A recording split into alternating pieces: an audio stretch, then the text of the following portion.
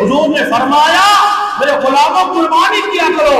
صحابہ نے عرض کیا تھا قربانی کریں گے کیا ملے گا، کتنی نیکیاں ہیں؟ میرے مصطفیٰ نے فرمایا ہر بال کے بدلے میں اللہ تمہیں ایک نیکی عطا فرمائے۔ عید رحمت کا دن ہے، عید مغفرت کا دن ہے،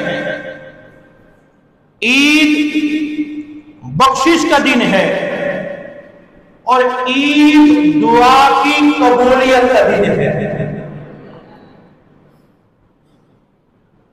آج کا دن کیا ہے؟ دعا کی اونچا، آج کا دن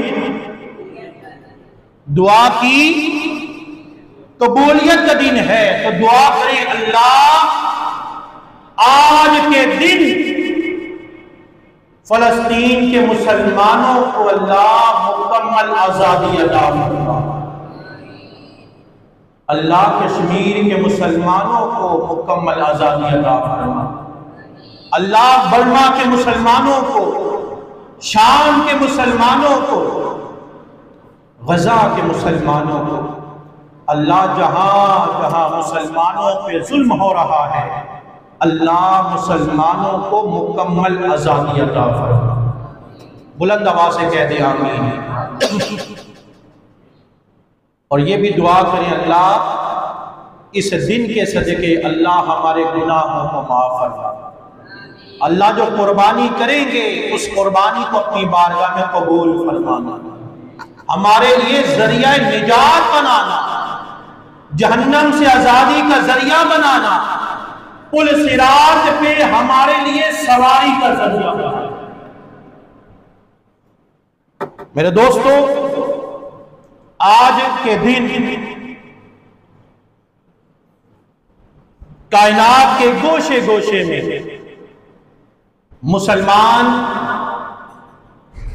عید کی نماز ادا کر رہے ہیں، اور عید کی نماز ادا کرنے کے بعد اپنی طاقت کے مطابق کیا؟ اپنی طاقت کے مطابق، اپنی ہمت کے مطابق، اپنی استطاعت کے مطابق اپنے جانور آج اللہ کی راہ میں قربان کر رہے ہیں۔ کیوں؟ اس لیے کہ آج کے دن حضرت ابراہیم علیہ السلام نے اپنے پیارے بیٹے حضرت اسماعیل علیہ السلام کی قربانی کی، اور اللہ نے کیا کیا؟ اللہ نے حضرت اسماعیل علیہ السلام کو بچا لیا اور ایک دمبے کو اپنی بارگاہ میں قبول فرما لیا۔ تو آج اس سنت کو ادا کیا جا رہا ہے۔ تو آج تک جتنی بھی قربانیاں ہو چکی ہیں اور قیامت تک جتنی بھی قربانیاں ہوں گی، اس کا ثواب حضرت ابراہیم علیہ السلام، حضرت اسماعیل علیہ السلام کو بھی ملتا رہے گا، اور جو جو قربانی کرے گا اللہ اسے بھی یہ ثواب عطا فرمائے گا۔ اسی لیے ہم کہتے ہیں کہ جب کوئی نیک کام کا آغاز ہو اس میں اپنا حصہ ڈالا کریں، اس میں کیا کیا کریں؟ حصہ ڈالا کریں۔ جب تک وہ کام جاری رہے گا لوگ فائدہ اٹھاتے رہیں گے، جس نے حصہ ڈالا ہوگا اسے بھی قیامت تک اللہ ثواب عطا فرماتا رہے گا۔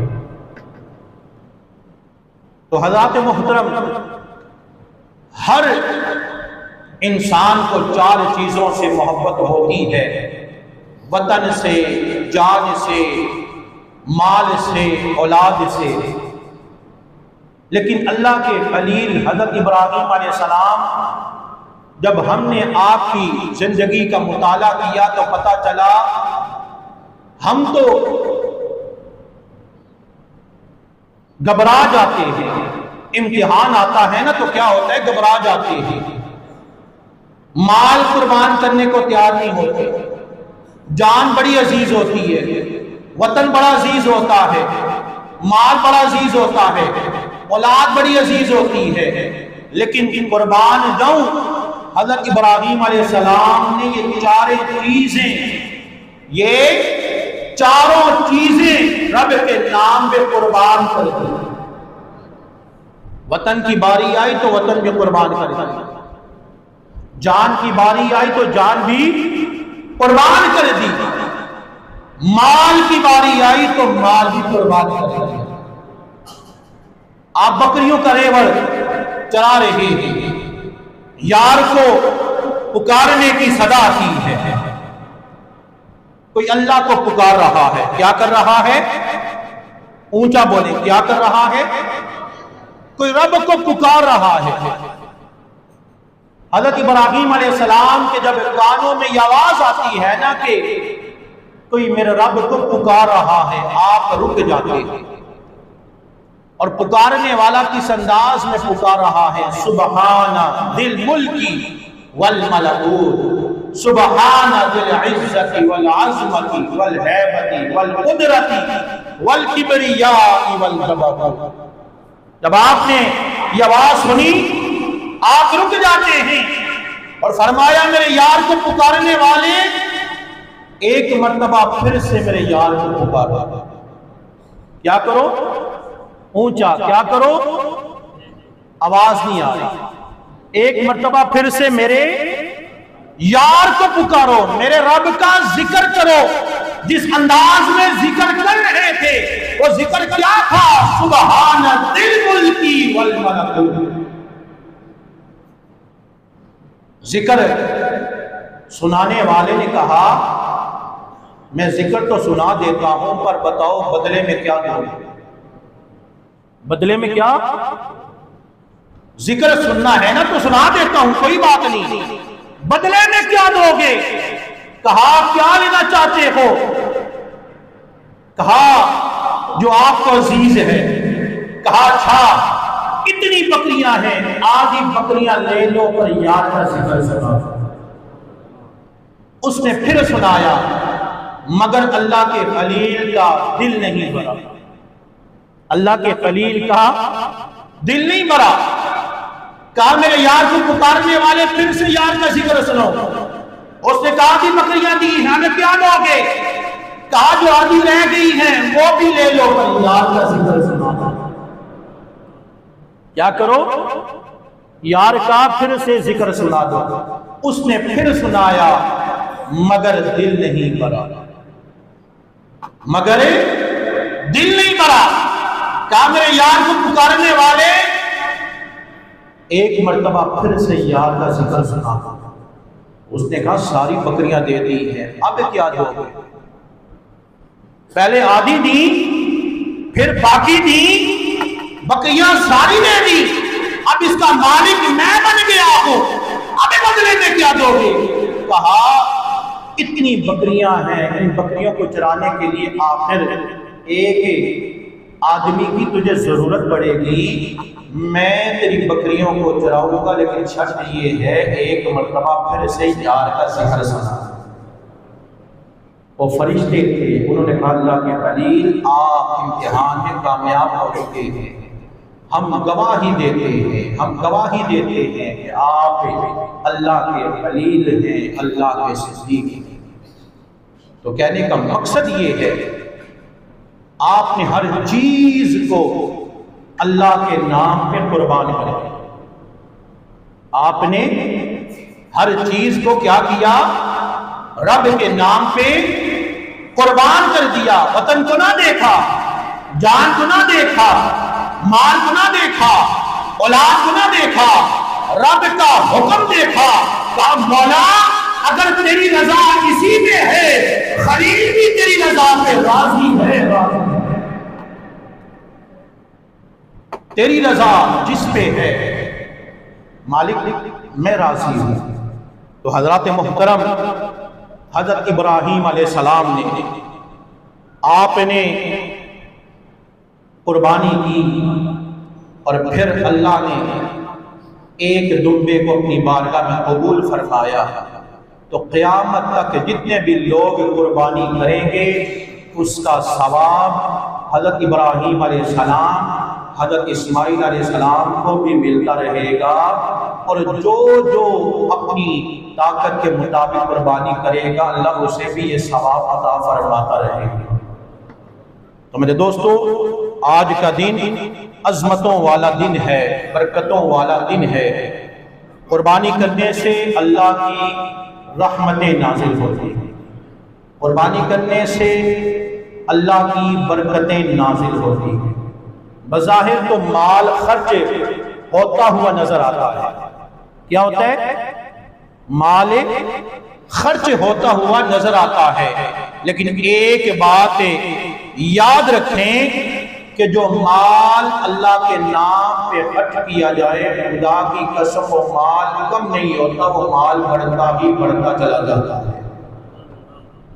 ایک اللہ کے ولی گزرے ہیں، آپ نے فرمایا میں نے دنیا گھومی، میں ساری دنیا گھوما، لیکن میں نے ایسا شخص نہیں پایا کہ جس نے اپنا مال اللہ کے نام پہ قربان کیا ہو اور وہ کبھی غریب ہو گیا، وہ غریب ہو گیا ہو۔ جو اللہ کے نام پہ مال قربان کرے اور پھر کیا ہو، وہ غریب ہو جائے، تو قربانی کرنے سے اللہ کی رحمتیں، اللہ کی برکتیں نازل ہوتی ہیں۔ اور آپ اپنی زندگی کا تجربہ دیکھ لیں، چلے میری عمر تو 40-45 سال ہے، یہاں پہ کسی کی عمر 60 سال ہے، کسی کی 70 ہے، کسی کی اس سے بھی زیادہ ہے۔ آپ اپنی زندگی کا تجربہ دیکھ لیں کہ جو جانور اللہ کا نام لے کر ذبح کیے جاتے ہیں ان کی تعداد دن بدن بڑھتی ہی چلی جا رہی ہے۔ ایسا ہے یا نہیں ہے؟ اور جو جانور اللہ کے نام پر ذبح نہیں کیے جاتے ان کی تعداد دن بدن کم ہی کم ہوتی جا رہی ہے۔ تو پتہ چل گیا جو مال اللہ کے نام پہ قربان کیا جائے، جو چیز اللہ کے نام پہ قربان کی جائے، چاہے وہ مال ہو، چاہے وہ جانور ہو، کوئی بھی چیز ہو، وہ کم نہیں ہوتی، وہ دن بدن بڑھتی ہی بڑھتی چلی جاتی ہے۔ وہ کیا ہوتی ہے؟ دن بدن بڑھتی ہی چلی جاتی ہے۔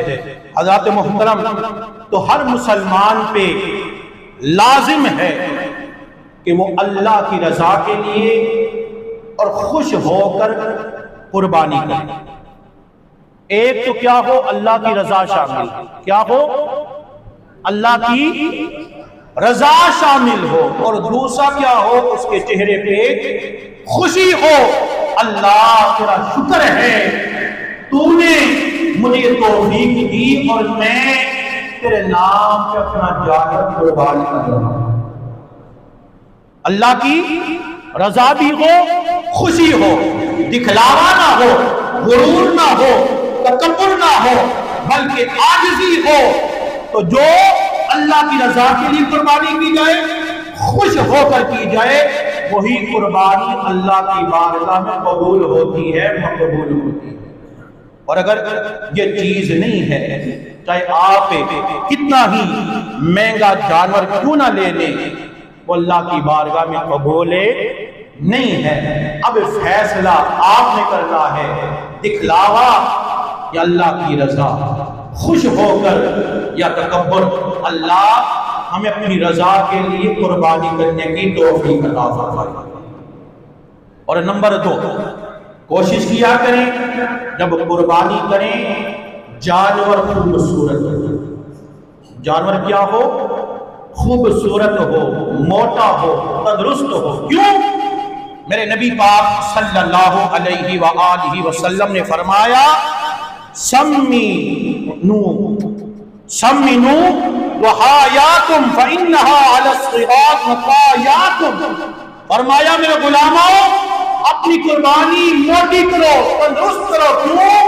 اس لیے کہ یہ قربانی کل قیامت کے دن پل صراط پر تمہاری سواری بن جائے گی۔ تو جانور جتنا تندرست ہوگا، جتنا خوبصورت ہوگا، جتنا اعلیٰ ہوگا، کل پل صراط پر تمہارے لیے سواری بن جائے گا۔ اللہ اکبر۔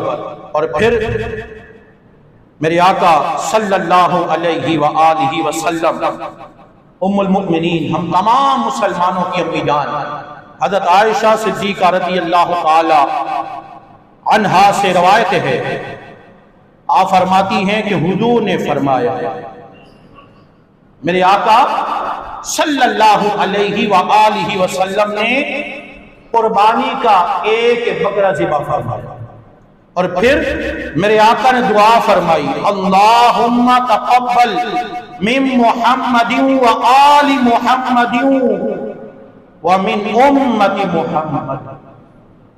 میرے آقا نے ایک بکرے کی قربانی فرمائی، اور پھر امام الانبیاء نے دعا فرمائی، یا اللہ اس قربانی کو میری طرف سے، میری آل کی طرف سے اور میری امت کی طرف سے اپنی بارگاہ میں قبول فرما دو۔ لیکن سرکار نے اپنی امت کو نہیں بولا، سرکار اپنی امت کو نہیں بولے، کہا اللہ یہ قربانی میری طرف سے، میری آل کی طرف سے، اور کیا میری امت کی طرف سے قبول فرما لے۔ اور پھر جو لوگ قربانی کرنے کی طاقت نہیں رکھتے، غریب ہیں، طاقت نہیں ہے، ہمت نہیں ہے، سرکار نے انہیں بھی نہیں بلایا۔ محبت سے کہتے ہیں سبحان اللہ۔ میرے آقا نے کیا کیا؟ اللہ اکبر۔ میرے آقا نے ایک مینڈا ذبح کیا، اور میرے آقا نے دعا فرمائی، اللہم ھذا عنی وعمن لم یضحی من امتی، یا اللہ اس قربانی کو میری طرف سے قبول فرما اور میری امت کی طرف سے قبول فرما، وہ امت جو قربانی کرنے کی طاقت نہیں رکھتی۔ دیکھیں نا، سرکار نے اپنے غلاموں کو نہیں بلایا، فرمایا اللہ اس قربانی کو میری طرف سے قبول فرما لے، اور میری امت کے وہ لوگ جو قربانی کی طاقت نہیں رکھتے، اللہ ان کی طرف سے بھی یہ قربانی قبول فرما لے۔ اور یہاں میں ایک بات کہنا چاہتا ہوں، وہ بات کیا ہے کہ جو لوگ قربانی کرتے ہیں وہ سب سے پہلے اپنی قربانی کریں، سب سے پہلے اپنی قربانی کریں۔ مثال کے طور پہ آپ ہیں یا آپ کے والدین اس دنیا سے چلے گئے ہیں، ٹھیک ہے، والدین کی قربانی بعد میں، پہلے اپنی قربانی کرنی ہے، تو پہلے اپنی قربانی کرنی ہے، پھر اس کے بعد والدین کی کرنا چاہیں، اپنے بزرگوں کی قربانی کرنا چاہیں، سرکار کی امت کے لیے قربانی کرنا چاہیں، تو جن لوگوں کو اللہ نے مال دیا ہے وہ اپنی قربانی کرتے ہیں، اور اگر اللہ نے اور زیادہ مال دیا ہے تو کوشش کیا کہ حضور کے نام کی بھی قربانی کیا کرے۔ کسی نے حضرت علی رضی اللہ تعالی عنہ کو دیکھا کہ آپ نے 2 مینڈے ذبح کی، کیا کیے؟ آپ ان کی قربانی کر رہے ہیں۔ دیکھنے والے نے پوچھا، علی ایک مینڈا تو سمجھ آتا ہے آپ قربانی کر رہے ہیں اپنی، پر یہ بتائیں دوسری قربانی کس کے لیے کر رہے ہیں؟ آپ کی آنکھوں میں آنسو آ جاتے ہیں۔ آپ نے فرمایا، اے سوال کرنے والے، ایک قربانی علی اپنی کر رہا ہے۔ کیا کر رہا ہے؟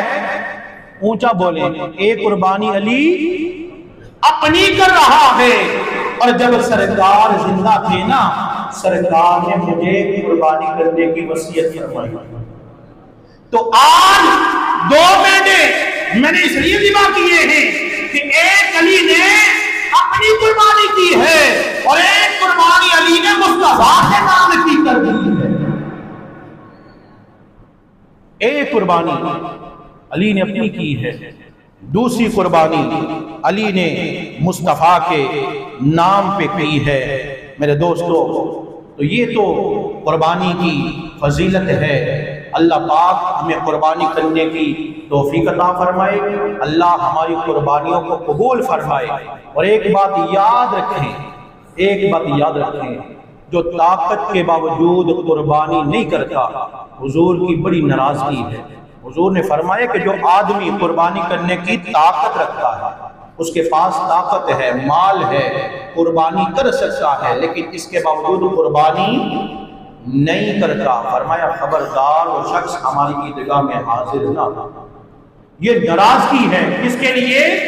جو قربانی نہیں کرتا، اور جو کرتا ہے اس پہ اللہ کا انعام کتنا ہے۔ حضور نے فرمایا میرے غلاموں قربانی کیا کرو۔ صحابہ نے عرض کیا تھا قربانی کریں گے کیا ملے گا، کتنی نیکیاں ہیں؟ میرے مصطفیٰ نے فرمایا ہر بال کے بدلے میں اللہ تمہیں ایک نیکی عطا فرمائے گا، ہر بال کے بدلے میں اللہ تمہیں ایک نیکی عطا فرمائے گا۔ تو کبھی آپ نے بالوں کو گنا ہے؟ چاہے آپ نے دمبا قربانی کی، چاہے آپ نے بکرا، چاہے آپ نے ویڑا، چاہے آپ نے اونٹ کی قربانی کی، آپ ہاتھ رکھ دیں، ہاتھ کے نیچے جتنے بال ہیں ہم ان بالوں کو نہیں گن سکتے۔